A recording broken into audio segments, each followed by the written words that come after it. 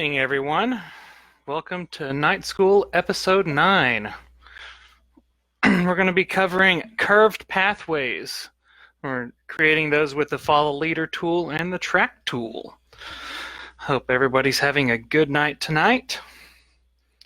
Hope everybody's enjoying our night schools. These are very fun to do, so I'm glad we're having everybody around. There is a little bit of a delay in your messages and when they appear in the recording. So if you have any questions, just type them in, and as soon as we see them, we'll fit them in right as we can. If we need to circle around back to something, then we will try to cover it right before we end the session tonight. So, all right, I'm gonna wait a moment here and let a couple more people join.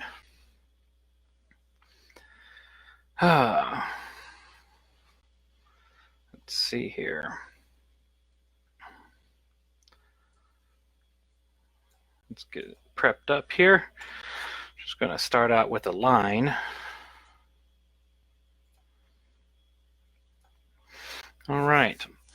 So let's dive into the Follow the Leader tool.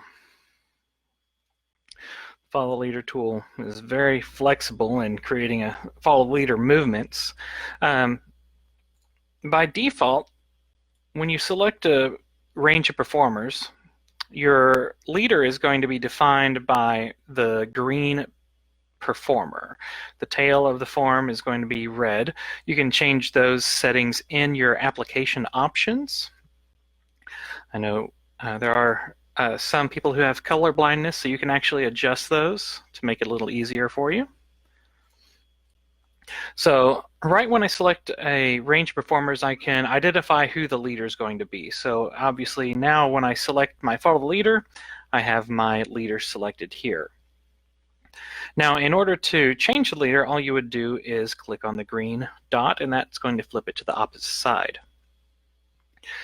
To create a pathway, what you'll do is you'll click the locations that you want the performers to march to.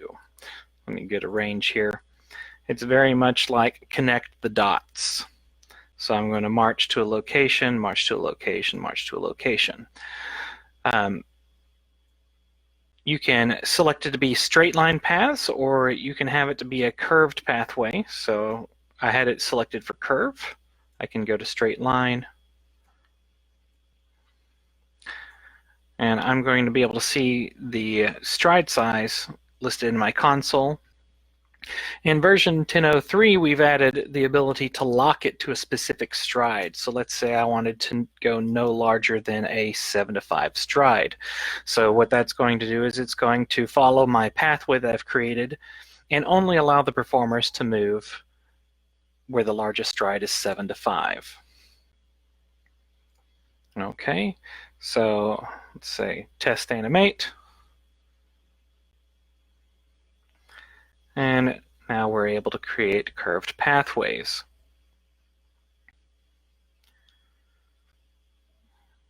Okay. The follow leader also has the ability to mirror transitions. So let's say I have another set of performers out here.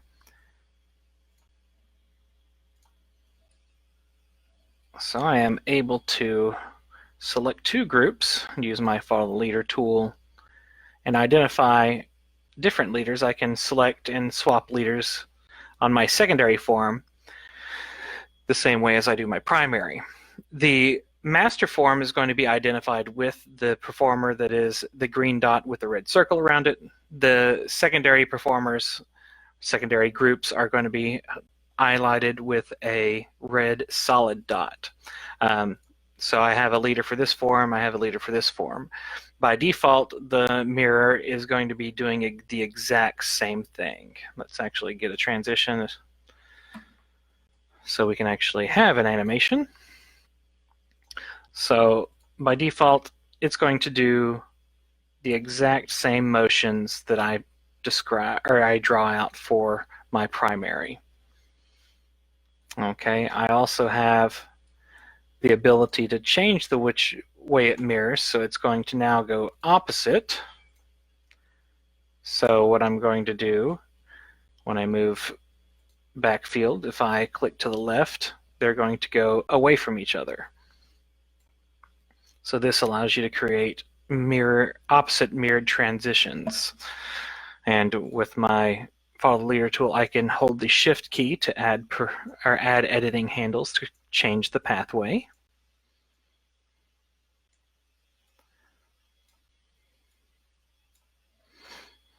And I can test animate here.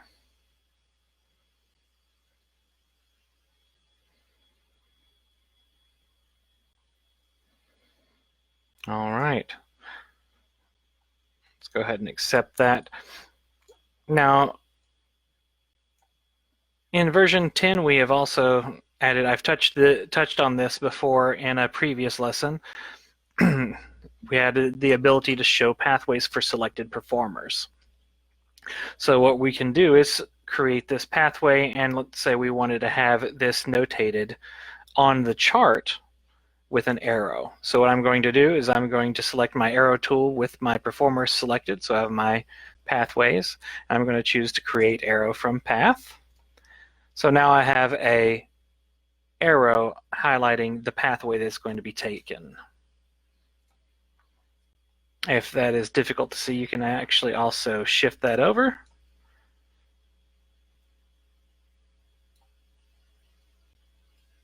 You can adjust the location of any arrows that you've created with that tool. Another way is, we discussed this in a previous lesson as well, but you're able to create a transition where you adjust the interval on the fly. So what you can do, let's take a single line here.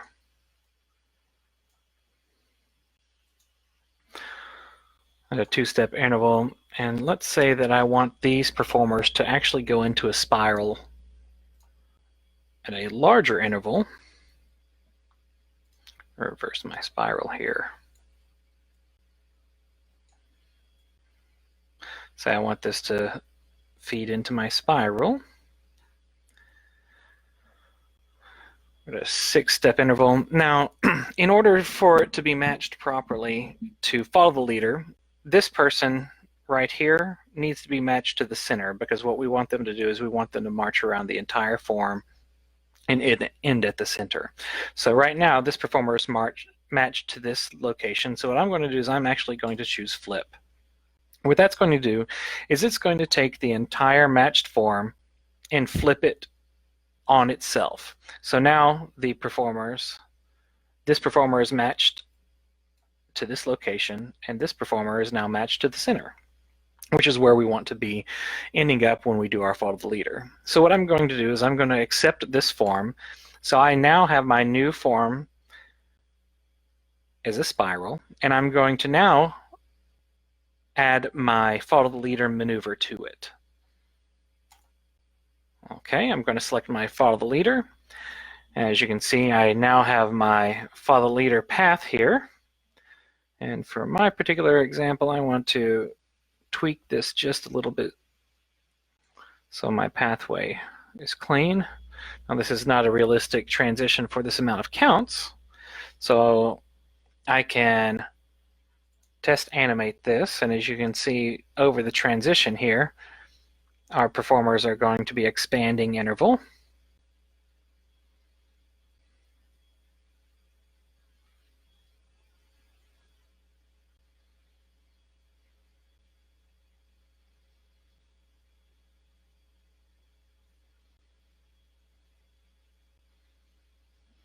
And if we like that, we can accept that.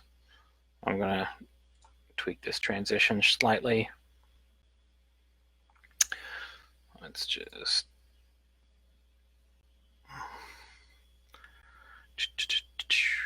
expand it by 24 counts.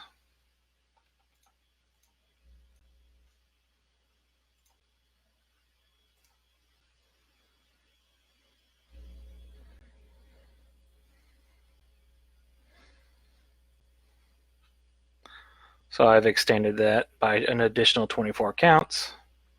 So that should be a better transitional time for us, better stride size.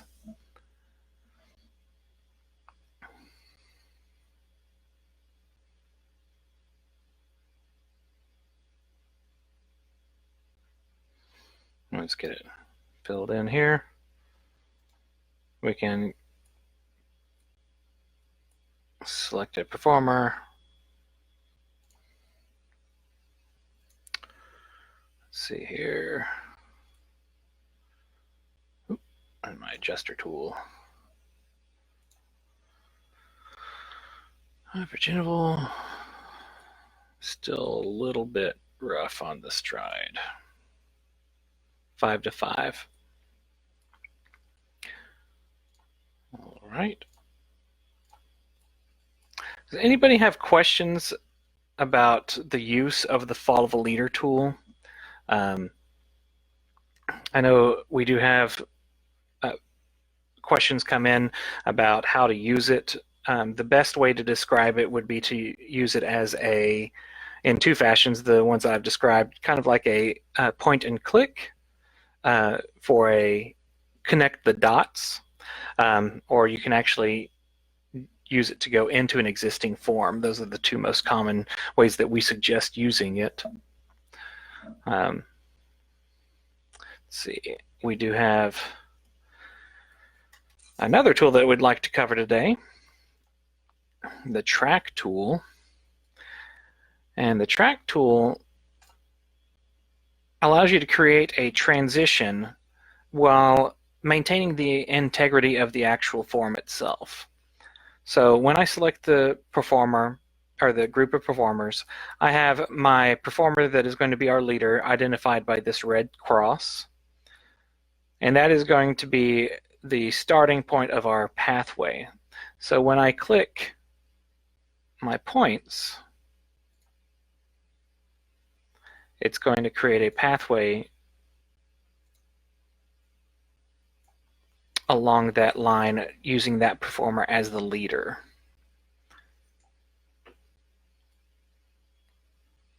So let's pull this down, have them march in a circle.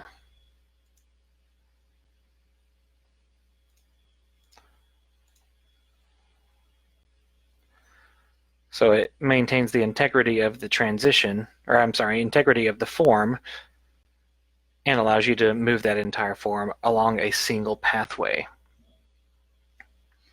We do have our options for curved paths and straight line paths. You're able to delete your last handle, and the same with your shift key. You can add handles along the way.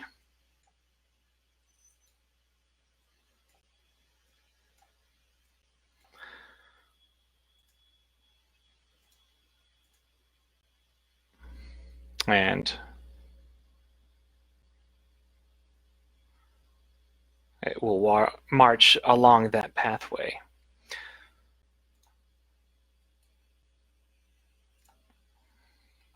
And is the same as we did with our follow the leader function. We can actually create an arrow along that pathway as well.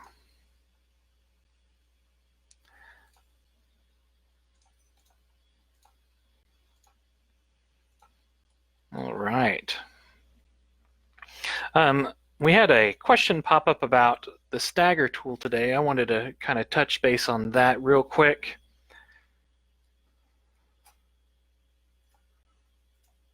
If you have any questions about the follow the leader tool or the track tool, just please jot them down in the comments. Okay. So I'm going to create an example here of a couple diagonals here.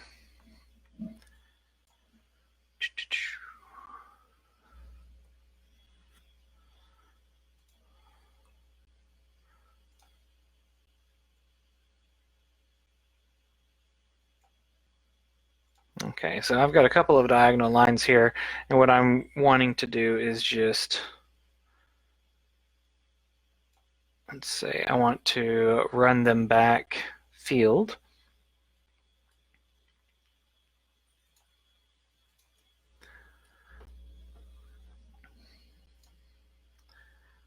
So I'm going to push them back field here.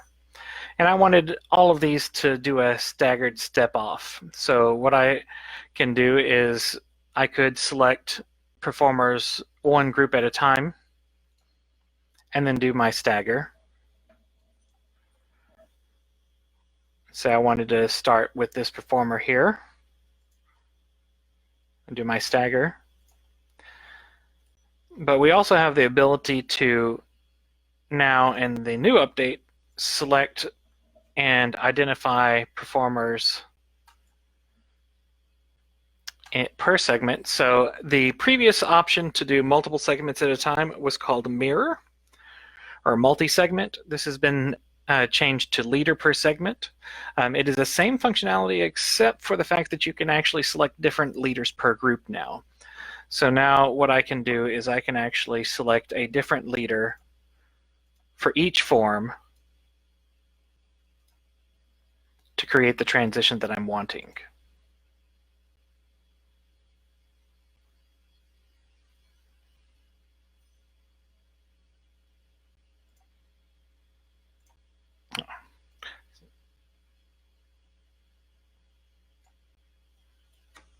So let's do that again on a shorter transition here. Just march 8-5 straight back. All right, so select my leader per segment.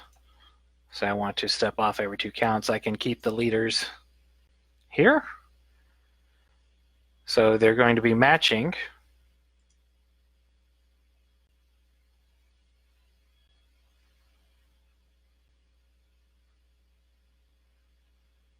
And that's going to then create the transition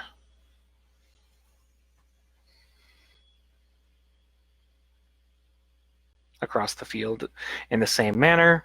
So I can repeat that across, or as I described before, I can select different leaders for each segment, which now looks like this.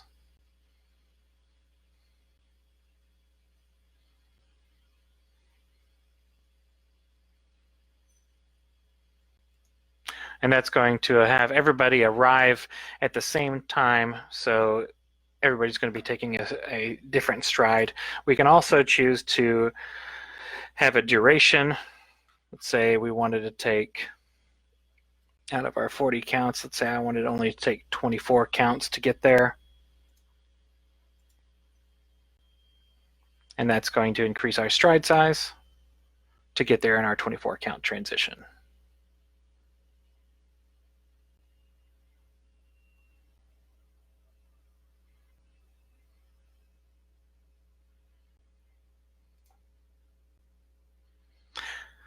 And this tool can be used on any type of transition as well. Follow the leader as well as track. We can do something like that. Let's use our track tool here.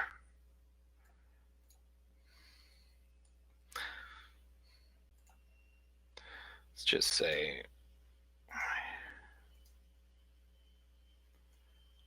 move upfield. Say we want to do a curved path. Select my performers and have leader per segment, have it all be the back, step off 2, and now we have our curved pathway with our track tool and a stagger function.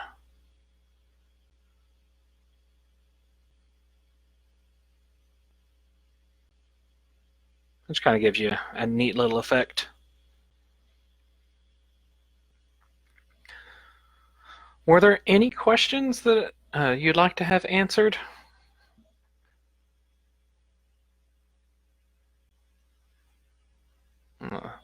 And please let us know if there's anything that you'd like to see touched on.